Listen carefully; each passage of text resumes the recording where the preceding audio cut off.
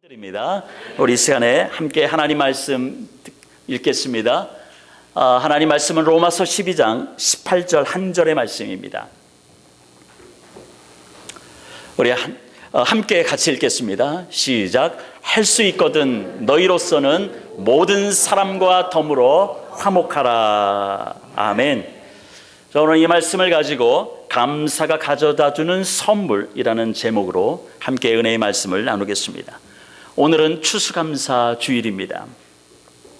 하나님께서 나를 위해서 행하신 것, 나의 가정을 위해서 행하신 것들을 생각하면서 감사하는 시간입니다.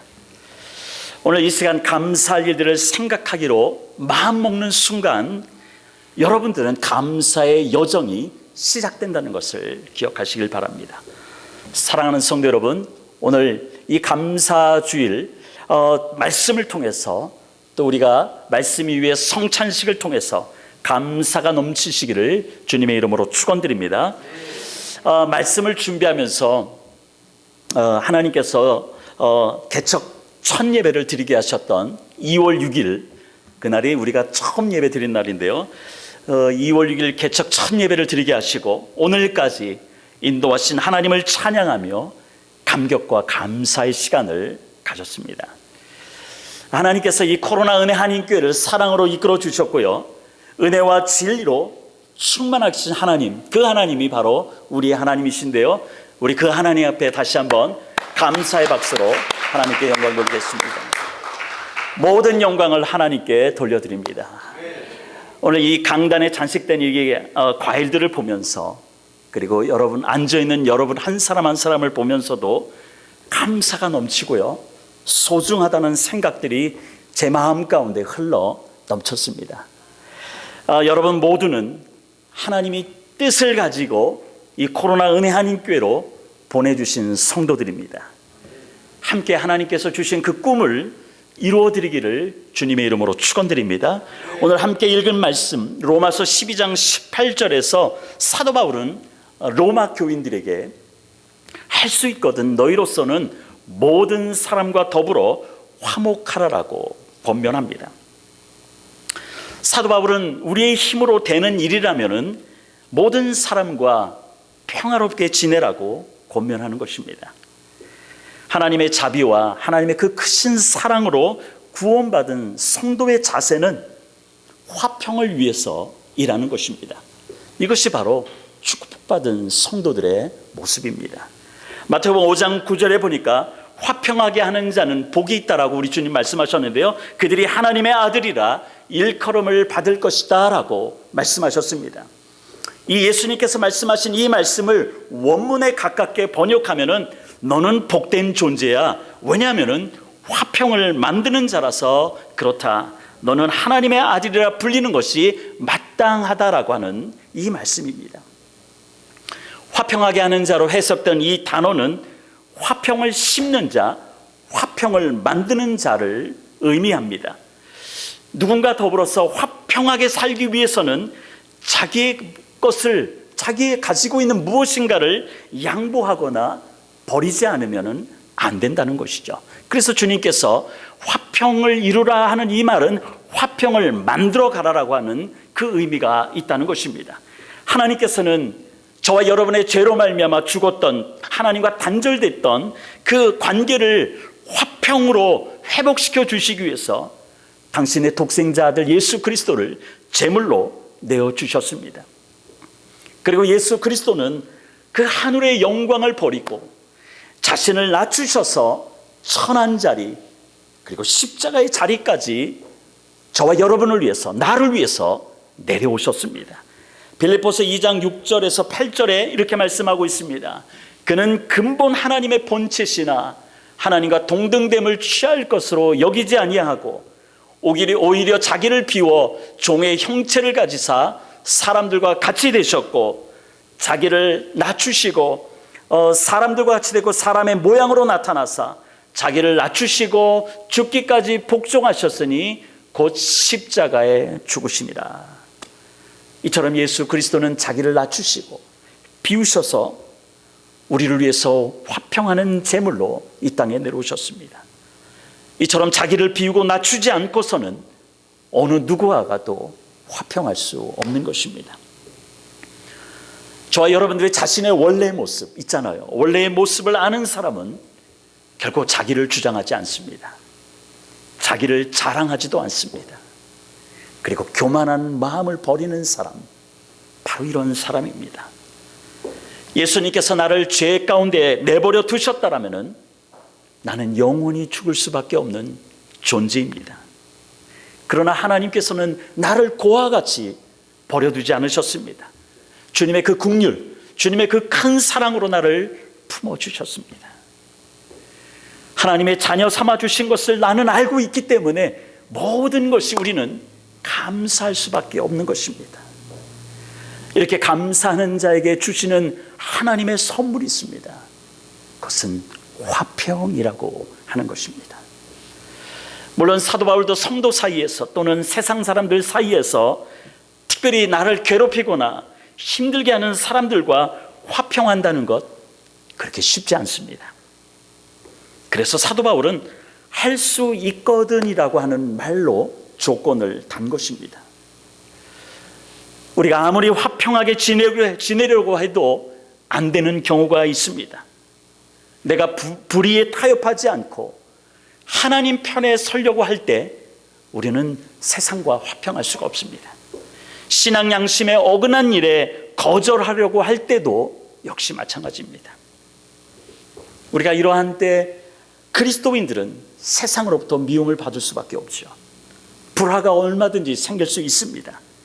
이런 경우를 제외하고는 사도 바울은 할 수만 있으면은 사람들과 더불어 이웃과 함께 화평하라라고 말씀하고 있는 것입니다. 사랑하는 성도 여러분, 기억하시길 바랍니다. 내가 예수 그리스도를 영접하는 순간 나에게 일어나는 놀라운 사건이 있습니다.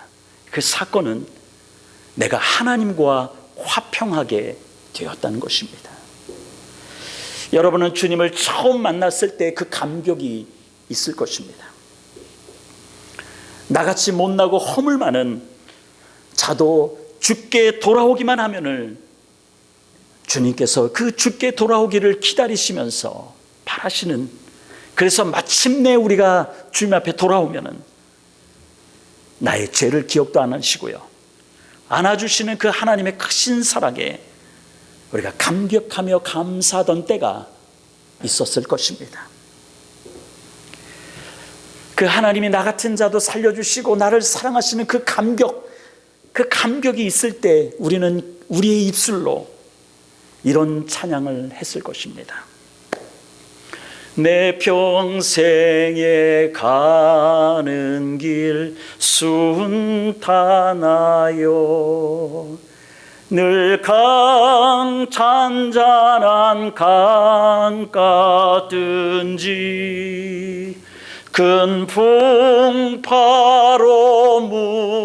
무섭고 어렵든지 나의 영혼은 늘 편하다.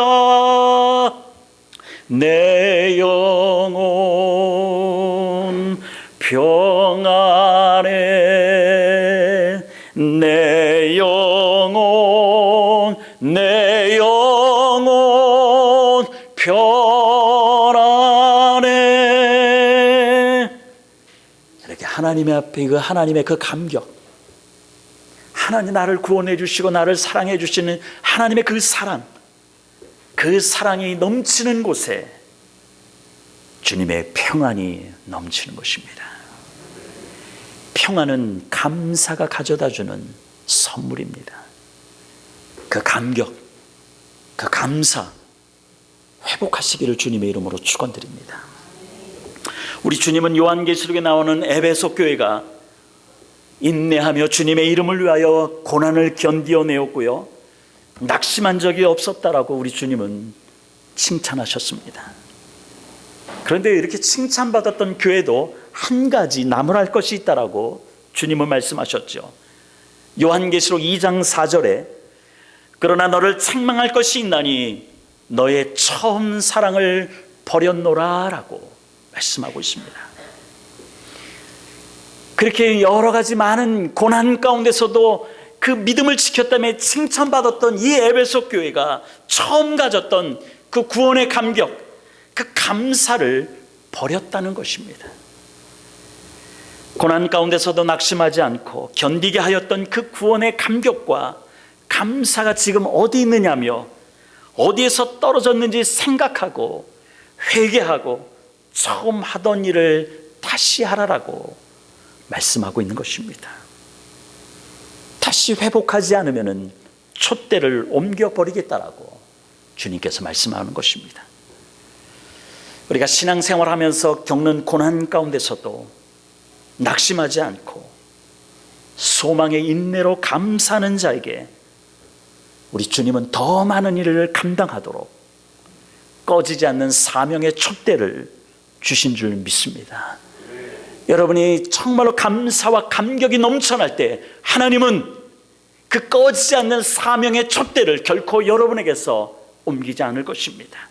이 사명의 촛대 끝까지 붙드시기를 주님의 이름으로 축원드립니다. 감사함으로 주님께서 맡겨주신 사명을 감당하니 우리는 고난 가운데서도 평안할 수 있는 것입니다. 그런데 어느 순간 감사가 사라지니까 주님이 보이지 않습니다. 나를 힘들게만 하는 일들만 보이기 시작합니다. 그럴 때 어떤가요? 평안이 아니라 두려움이 찾아오는 것입니다. 여러분, 두려움은 하나님과 화평의 관계를 유지하는데 방해만 되는 것입니다. 그런데 내가 경험하는 모든 일에 감사하기 시작하면은 내 안에 두려움이 물러나는 줄 믿습니다. 평안이 찾아오는 것입니다. 두려움이 물러가면은 하나님과 나 사이를 가로막았던 그 벽이 무너지고요, 하나님과 화평의 관계를 갖는 것입니다. 하나님과 화평한 사람, 이런 사람에게 주어지는 놀라운 선물이 바로 주님의 화평이라고 하는 것입니다. 여러분 기억하시길 바랍니다. 새롭게 변화된 그리스도인의 새로운 삶이 시작되는 가장 기본적인 그 마음 상태가 어떤 것이냐? 평안입니다. 우리가 지난주에 로마서 12장 1절과 2절의 말씀을 가지고 새로운 삶을 시작하는 우리가 첫 발을 어떻게 내딛어야 되는지에 대해서 함께 말씀을 나눴습니다. 그 시작은 평안이라고 하는 것입니다. 골로새서 3장 15절 상반절을 보면 이렇게 기록하고 있습니다. 그리스도의 평강이 너희 마음을 주장하게 하라. 이것을 다른 말로 표현한다면 그리스도의 평강이 나의 마음을 지배하게 하라 라고 하는 말씀입니다. 이 말씀을 원문과 좀 더 가깝게 번역하면 그리스도의 평강이 너의 마음에서 심판관이 되게 하라라고 하는 의미가 있습니다. 주님 안에서 내가 새로운 인생을 살려고 할 때 우리는 여러 갈림길을 만납니다. 그 여러 갈림길에서 무엇을 선택해야 되는지 우리는 분명 망설이게 됩니다. 이러할 때 우리의 올바른 판단의 잣대는 결코 내 경험이나 내 지식이 아닙니다. 오직 그리스도의 평강입니다. 이 그리스도의 평강은 어디에서 올까요? 나의 인생을 새롭게 이끄는 이 평강 어디에서 올까요? 그것은 바로 내가 그리스도에게 온전히 붙들려 있을 때 찾아오는 것입니다. 그리스도에게 붙들려만 있으면은 내가 근심과 절망의 환경에 처한다 할지라도 그리스도의 평강이 내 마음의 심판관이 되어서 나를 잠잠히 기다리게 하는 것입니다. 아멘. 이것이 바로 그리스도인들이 세상 사람들과 다른 점인 것입니다. 우리가 우리의 환경, 나의 환경이 아무리 절망적인 그 순간에도 내가 화평해 줄 수 있는 것, 이것은 그리스도만 가질 수 있는, 그리스도에게 붙들려 사는 사람만 가질 수 있는 축복임을 여러분 기억하시길 바랍니다. 모든 사람들이 흔들리고 요동할 때도 그리스도인이 평안한 것은 그리스도의 평안이 우리를 지배하기 때문인 것입니다. 그리스도의 평안의 다스림을 받는 자들이 감사하는 자들이 되는 것입니다. 골로새서 3장 15절 하반절에 보면 이렇게 되어 있습니다. 너희는 또한 감사하는 자가 되라. 감사가 가져다주는 선물이 우리 주님의 평안인 이유는 감사는 마음의 토양에서만 평안이라는 나무가 자랄 수 있기 때문입니다. 그 평안의 나무에서만이 그리스도를 닮은 인격의 열매와 삶의 열매가 풍성하게 맺힐 수 있습니다. 우리가 부모된 자로서 부모가 가진 것이 별로 없어도 부모가 감사가 넘치고 부요한 마음으로 살면은요, 자녀들, 그 부모를 바라보는 자녀들 역시 하나님이 주신 평안이 넘치고 그 부모의 부요한 마음을 같이 누리는 것입니다. 여러분, 하나님이 주신 그 부요를 누리십시오. 하나님이 주신, 내가 가진 것이 별로 없어도 하나님이 주시는 그 마음으로 감사가 넘치십시오. 여러분의 자녀도 그렇게 살 것입니다. 감사가 있고 평안이 있는 가정은 그리스도를 닮은 인격의 열매가, 삶의 열매가 풍성하게 맺어질 것입니다. 모소 대나무가 있습니다. 이 모소 대나무는요, 중국과 타이완이 원산지라고 합니다. 이것이 일본 등지로 옮겨진 거대한 나무가 되었는데요, 이 나무가 92피트, 즉 29m의 어른 나무로 성장하려면 한 5년이라는 시간이 걸린다고 합니다. 그런데요, 이 모소 대나무는 5년이 되면은 아주 성장한 어른 나무가 되는데요, 4년 동안은 싹이 나오지 않는다고 합니다. 대신 땅 밑에서 뿌리가 넓고 깊게 자란다고 합니다. 그러나 한번 이 모소 대나무가 싹이 나기 시작하면은 하루에 거의 30피트씩, 거의 9.2m씩 이 대나무는 자란다고 합니다. 그래서 지구상에서 가장 빠르게 자라는 나무 중에 하나가 바로 모소 대나무라고 합니다.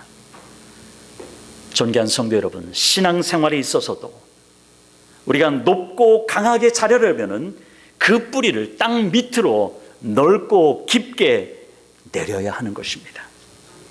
뿌리가 깊지 않으면 씨가 결코 자라지 못하는 것입니다. 절망과 근심의 강풍이 그 위로 불어오면 쉽게 우리는 쓰러지고 뽑혀질 것입니다. 지혜로운 건축자처럼 땅을 깊이 파고요, 기초를 견고하게 해야 되는 것입니다. 성도가 어떤 상황에서도 요동하지 않고 하나님이 주신 그 평안 가운데 살기 위해서는 견고한 땅에 뿌리를 깊이 박아서 세워져야 한다는 것입니다. 이 견고한 땅은 누구일까요? 예수 그리스도인 것입니다. 골로새서 2장 6절과 7절에 이렇게 얘기하고 있습니다. 그러므로 너희가 그리스도 예수를 주로 받았으니 그 안에서 행하되 그 안에 뿌리를 박으며 세움을 받아 교훈을 받은 대로 믿음에 굳게 서서 감사함을 넘치게 하라. 오늘 우리는 감사해야 될 이유를 깨달았습니다. 그 대답은 평강에 있습니다. 우리 모두는 그리스도의 평강을 위하여 한 몸으로 부르심을 받았습니다. 골로새서 3장 15절에 중반절에 이렇게 기록하고 있습니다. 너희는 평강을 위하여 한 몸으로 부르심을 받았느니. 우리가 그리스도의 평강으로 우리 성도들이 한 몸을 이룰 때 우리는 즐거워하는 성도가 있으면 같이 즐거워해 주고요, 아파하고 우는 성도가 있으면 같이 아파하고 울 수 있는 것입니다. 로마서 12장 15절에도 즐거워하는 자들과 함께 즐거워하고 우는 자들과 함께 울라라고 말씀하고 있습니다. 이것이 바로 한 몸 공동체가 된 성도들이라고 하는 것입니다. 사랑하는 성도 여러분, 우리 성도들과 함께 즐거운 일이 있으면 같이 즐거워하고요, 슬픈 일이 있으면 같이 슬퍼할 수 있는 같은 마음을 품기를 바랍니다. 내 옆에 있는 성도들 볼 때마다 감사가 넘치고요. 내 옆에 있는 성도들 보면은 주님을 만난 것 같은 그런 기쁨이 여러분 가운데 나타나기를 주님의 이름으로 축원드립니다. 우리 옆에 있는 사람하고 같이 인사할까요? 당신이 있어서 감사합니다. 당신이 있어서요. 여러분들이 있어서 목사인 저는 너무 감사하고요. 하나님 앞에 감사를 드리고 영광을 돌립니다. 17세기 영국 작가인 아이작 윌튼이 이런 말을 했습니다. 하나님이 거하시는 곳은 딱 두 곳이다. 하나는 천국이고 다른 하나는 감사하는 심령이라고 이야기했습니다. 감사하는 심령 가운데 우리 하나님이 거하신다라고 말하고 있는 것입니다. 여러분, 모든 일에 감사함으로 일평생 하나님이 여러분 안에 머물게 하십시오. 여러분의 가정에 머물게 하십시오. 사람이 얼마나 행복한지는 감사의 깊이에 달려있는 것입니다. 이 한 주간도 여러분이 만나는 환경이 어떠한 환경이든지 간에, 내 처지가 어떠한 처지든지 간에 감사가 여러분을 이끌게 하십시오. 여러분이 가는 곳곳마다 그리스도의 평안을 나누고 주님 안에서 누리는 그 행복을 나누시기를 주님의 이름으로 축원드립니다. 이 삶으로 이 한 주간도 승리하시기를 주님의 이름으로 축원드립니다. 우리 이 시간에 함성으로 같이 기도하겠습니다.